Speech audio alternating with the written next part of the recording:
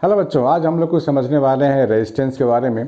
थोड़ी सी इन्फॉर्मेशन आपको मैं और देना चाहूँगा रेजिस्टेंस के बारे में, क्योंकि बहुत सारे बच्चों को अभी भी इसमें डाउट है और ये डाउट जो है मैं आपको रहने नहीं दूंगा, क्योंकि एग्ज़ाम बहुत ही पास आ चुका है। ठीक है बच्चों, तो to know more about resistance आप पूरा देखना, अच्छे से समझना, और ये बहुत ही एप्लीकेबल है। ऐसे क्वेश्चंस आते हैं आपके बोर्ड एग्जाम्स में। ठीक है बच्चों, आइए देखते हैं। तो सबसे पहली बात जो हम लोग रेजिस्टेंस का सिंबल ड्रॉ करते हैं, तो कैसे ड्रॉ करते हैं? ऐसे ऐसे करते हैं ना, जिगजैग जिगजैग। तो ये सिंबल होता है दिखाने के लिए कि रेजिस्टेंस है।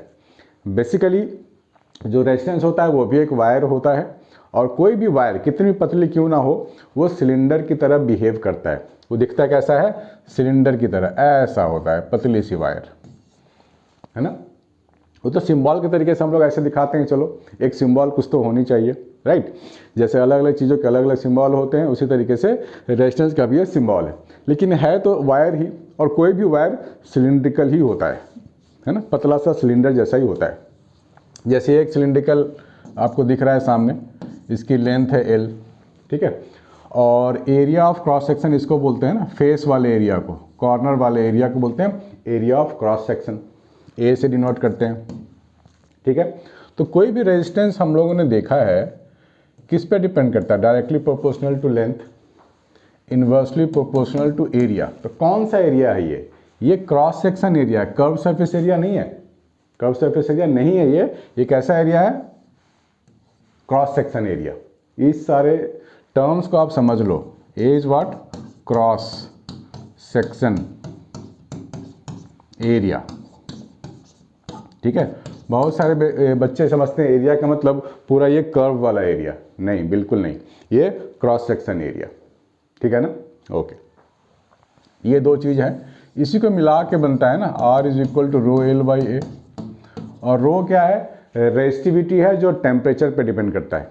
ठीक है ना, रो क्या है? रेजिस्टिविटी है, तो ये डिपेंड करता है टेम्परेचर पे। और किस पे डिपेंड करता है? कि कौन सा मटेरियल का ये वायर है, क्या आयरन का है या कॉपर का है या एल्युमिनियम का है। तो आयरन का हो या कॉपर का हो या एल्युमिनियम का हो, सबकी रेजिस्टिविटी अलग अलग होगी। ठीक है, अगर आयरन के ही दो वायर हैं तो दोनों की रेजिस्टिविटी सेम होगी। अगर एल्युमिनियम के भी दो वायर बने हैं तो दोनों की रेजिस्टिविटी सेम होगी। एल्युमिनियम कंटेंट सेम रहेगा, रेजिस्टिविटी सेम रहेगा। हाँ, अगर हम एल्युमिनियम का ही वायर दे रहे हैं लेकिन उसी वायर को हमने हीट कर दिया, ठीक है, मान लो ये एल्युमिनियम का ही वायर है, मैंने इसको हीट कर दिया, तो इसकी रेजिस्टेंस भी चेंज होगी, रेजिस्टिविटी भी चेंज होगी। ठीक है ना। तो रेजिस्टेंस की जहाँ तक बात है वो फिलहाल डिपेंड कर रहा है किस पे? लेंथ और एरिया पे। लेंथ पे डायरेक्टली और इन्वर्सली रिलेटेड टू एरिया। ठीक है ना। और रेजिस्टेंस टेम्परेचर पे भी डिपेंड करता है, जो इस फॉर्मूले में नहीं दिख रहा है, राइट। रेजिस्टेंस टेम्परेचर पे भी डिपेंड करता है, लेकिन इस फॉर्मूले में नहीं दिख रहा है। ठीक है ना, उसका फॉर्मूला अलग होता है, R is equal to R0 1 plus alpha delta theta, है ना। ये फार्मूला होता है, लेकिन ये फार्मूला आप लोगों को अभी 10th में नहीं पढ़ना है, ये आपको पढ़ना है 11th 12th में आपको मिलेंगे ये फार्मूले। तो बेसिकली जब वायर की डायमेंशन चेंज होगी, लेंथ और एरिया चेंज होगी ना, तो रेजिस्टेंस चेंज करेगा। ठीक है ना। अगर इसी वायर को मैं खींच के लंबा कर दूं, ऐसा लंबा कर दूं, कितने से लंबा कर दूं? मान लो n टाइम्स लंबा कर दिया, मतलब ट्वाइस भी हो सकता है, इनक्लूड थ्राइस हो सकता है, 3 टाइम बड़ा हो सकता है, 4 टाइम बड़ा हो सकता है। तो इस सिलेंडर तो पतला होता जाएगा, रहेगा तो सिलेंडर ही, लेकिन पतला और लंबा हो जाएगा। तो यहाँ का जो क्रॉस सेक्शन एरिया है वो थोड़ा छोटा हो जाएगा, उसको आप A' नाम दे दो। ठीक है ना, छोटा हो गया, A' नाम दे दिया। अब आप थोड़ा ध्यान से देखो कि पहले भी सिलेंडर था, अभी भी सिलेंडर है, हमने इसको n टाइम्स लंबा कर दिया खींच के, है ना। तो इससे रेजिस्टेंस पे क्या इफेक्ट पड़ेगा ये आपसे पूछा जा सकता है। ठीक है ना, टोटल रेजिस्टेंस, पहले मान लो इसके लिए रेजिस्टेंस R था, तो इसके लिए रेजिस्टेंस कितना होगा ये बताइए, ये आपसे पूछा जा सकता है। तो आपको इसको जब सिलेंडर मान रहे हो तो कुछ इसकी वॉल्यूम होगी, है ना। ये कुछ मान लो 1 लीटर पानी लेता होगा अपने अंदर, तो हमने इसी को तो खींच के लंबा कर दिया है ना।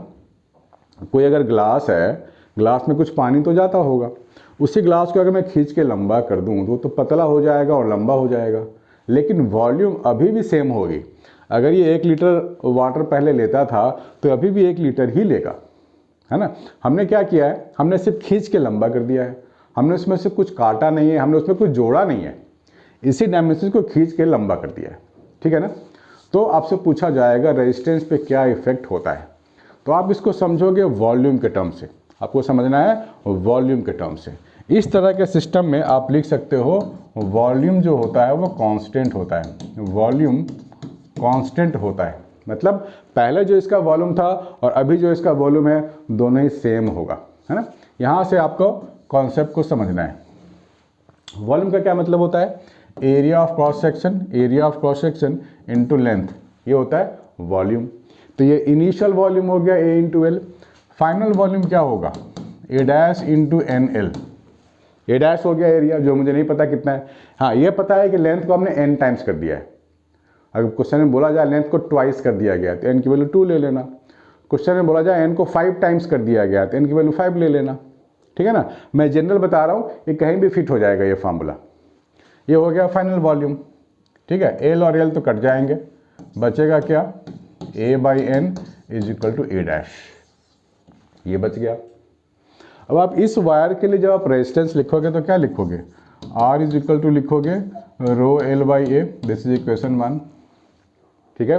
इस वायर के लिए क्या लिखोगे r dash rho new length n l है, एन एल लेंथ है, और एरिया क्या है ए बाई एन है, ठीक है। ये एन फिर ऊपर से नीचे से ऊपर आ जाएगा ना, ए बाई एन है तो ये एन स्क्वायर हो जाएगा, ये हो जाएगा N square rho L by A, ठीक है, N square rho L by A. तो ये रो एल बाई ए था क्या, रो एल बाई ए था क्या, तो आर था पहले वाला रेजिस्टेंस, यानी कि मैं इसको आर लिख सकता हूँ पूरा का पूरा। तो मेरे को जो फार्मूला मिला नया, r dash means new resistance of this wire is equal to what n square into old resistance, ये हो गया, ठीक है। आपके क्वेश्चन में था ना कि भाई रेजिस्टेंस लेंथ को हमने 2 टाइम्स कर दिया तो इनकी जगह 2 डाल देंगे तो ये 4R हो जाएगा, है ना। अगर बोला जाए लेंथ को हमने 5 टाइम्स इंक्रीज कर दिया तो ये n की जगह 5 डाल दो 25R हो जाएगा। कहीं पे भी आप इसको फिट कर सकते हो, ठीक है। अगर ये आपको फॉर्मूला डायरेक्टली याद है तो MCQ में सीधा टिक मार सकते हो, राइट, बहुत ही कम टाइम में कर सकते हो। लेकिन स्कूल में बोर्ड में आ जाए, स्कूल में आ जाए कि पूरा रिलेशनशिप बताइए क्या होगा, तो पूरा लिखना पड़ेगा आपको। तो डबल फायदे हैं ऐसे समझने का क्वेश्चंस का, कि अगर आप समझ गए हो तो पूरा का पूरा लिख सकते हो सब्जेक्टिव क्वेश्चन में, और MCQ आ गया है आपके सामने तो सीधा सीधा आप टिक मार सकते हो, ठीक है बच्चों। तो इस चीज़ को नोट कर लो अच्छे से, और ऐसे ऐसे अपलोड्स वीडियोज़ आपको मिलते रहेंगे।